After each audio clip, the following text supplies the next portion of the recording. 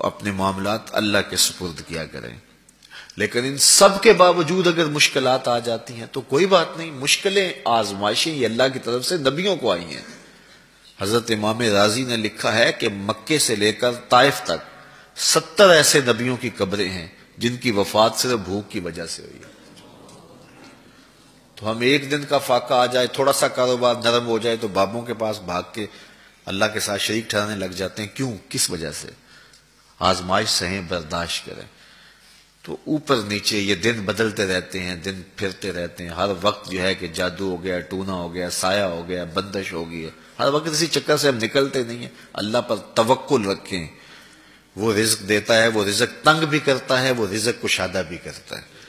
بندوں کو آزماتا بھی ہے، بندوں کو ڈھیل بھی دیتا ہے. اس کی ڈھیل سے بھی ڈریں اور اس کی آزمائش میں بھی پورا اترنے کی کوشش کریں اور اسی کے حضور دامن پھیلائیں. جب مشکلیں آ جائیں تو مصلح بچھا لیں. گھر کے بچوں کو بھی کہیں کہ یہ مشکل آ گئی ہے، لگتا ہے اللہ ناراض ہو گیا، چلو مصلح بچھاؤ. اگر بیٹیاں بھی نماز پڑھ رہی ہوں، نوافل ادا کر کے رب کے حضور دعا مانگ رہی ہوں، بیٹے بھی دعا مانگ رہے ہوں، چھوٹے چھوٹے بچے بھی دعا مانگ رہے ہوں، تو کیا اللہ خالی موڑ دے گا؟ تو زیادہ سے زیادہ نیک مجالس کے اندر شامل ہو جائیں.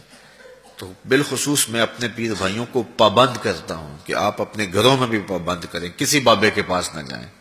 یہ بڑے گندے لوگ ہیں، یہ سامنے اب چیزیں آ رہی ہیں، بڑے گندے اور غلیظ قسم کے لوگ ہیں. ان کی نظروں میں غلاظت بھری ہوئی ہے اور جو ہے وہ لوگوں کے ہجوم سے کبھی متاثر نہ ہوں کہ فلاں وہاں سے اتنے لوگ جا رہے ہیں. لا یصیر الباطل حقا بکثرت المتمسکین بہ.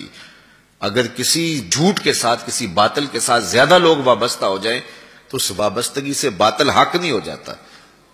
لوگ کہتے ہیں جی اتنے لوگ آ رہے ہیں، کچھ ہے تو آ رہے ہیں. تو جو بت خانے میں جا رہے ہیں اتنے لوگ تو کچھ ہیں تو جا رہے ہیں، کیا مطلب یہ کوئی اب معیار ہے؟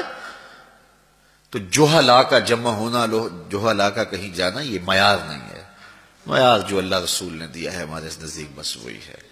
تو جب کوئی مصیبت بنے، مصلح بچھا کے دعا مانگو اللہ کی بارگاہ میں، نوافل پڑھو، صدقہ کرو، خیرات کرو، منت مان لو، روزوں کی منت مان لو، نمازوں کی منت مان لو، صدقہ کرنے کی منت مان لو.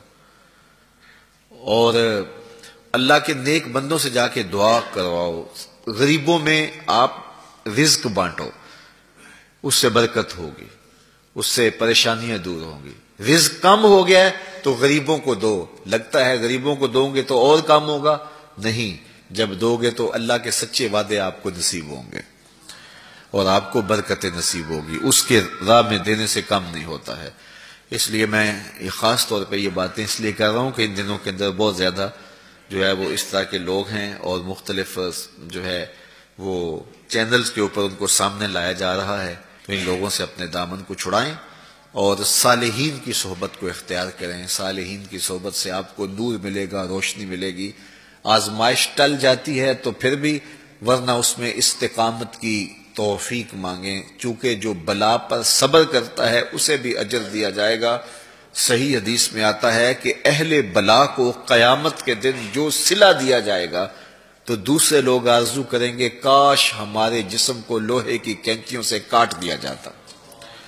تو یہ جو تکلیفیں آتی ہیں یہ گناہ اس سے جڑتے ہیں، اس سے درجے بلند ہوتے ہیں، اس سے اللہ کی قربت نصیب ہوتی ہے.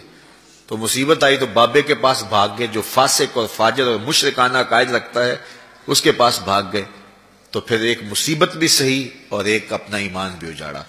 اس لیے اس مصیبت سے جو باطنی فوائد ملیں گے، جو روحانی مرتبے بلند ہوں گے، ان کو حاصل کریں. تو غیرت کے ساتھ جینے کا ڈھب ہم سیکھیں، مت ایسے لوگوں کے پاس جائیں. اللہ آپ کو مجھے اپنی رحمتوں کے سائے میں رکھے.